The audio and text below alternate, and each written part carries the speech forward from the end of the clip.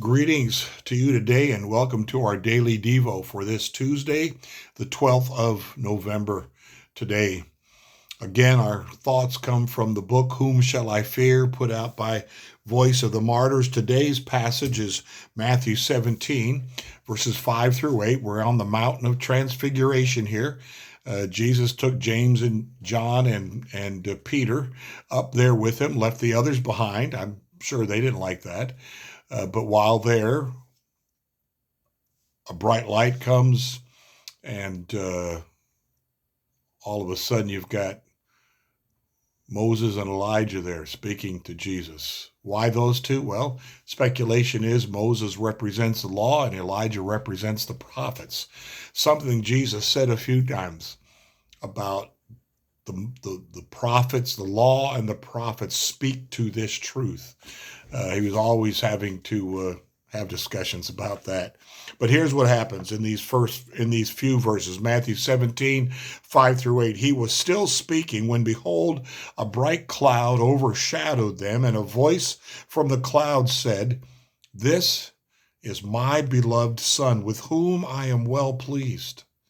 Listen to him." That's God the Father's voice. When the disciples heard this, they fell on their faces and were terrified. But Jesus came and touched them, saying, "Rise and have no fear."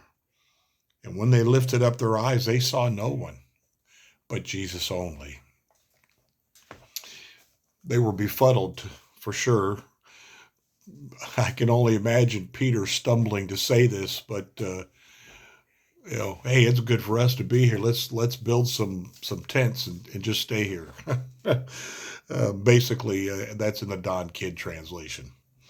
When you feel anxious or isolated, shaken to the core by overwhelming feelings of dread, know that the words of God to his beloved Son are amplified into the heart of biblical disciples.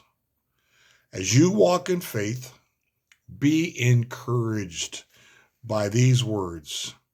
This is my beloved son and daughter, with whom I am well pleased. It's a powerful scene. It's an amazing voice, the voice of God that they hear, the seeing of these angelic type figures, I'm going to guess, with the light shining on them, and they're wondering, they're lost. It very well was a scary situation for them, and that's why the voice of God the Father comes down. This is my beloved Son. Listen to him. Don't be afraid. These are things they're learning on the road here. This is what the disciples are going through as they keep trying to figure out.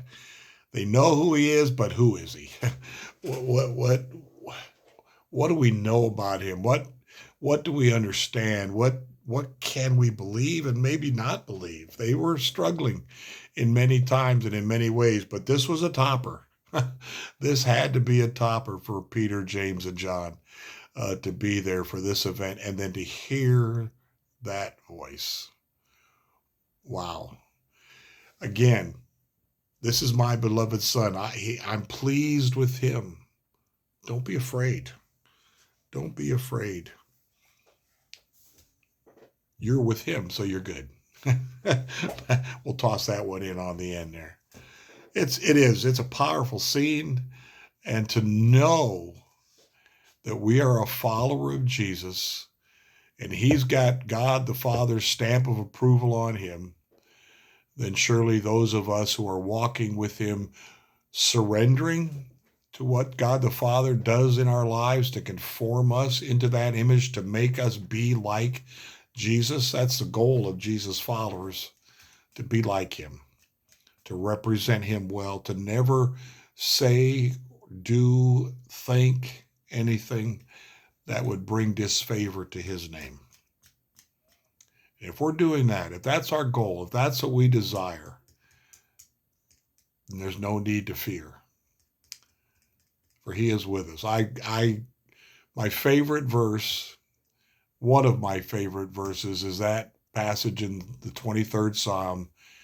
Yes, even though I would be walking through the valley of the shadow of death, I would not fear, because you are with me. And Jesus has made that promise to be with us always, right up until the end. He'll never leave us. He'll never forsake us. No need to fear. Blessings to you today.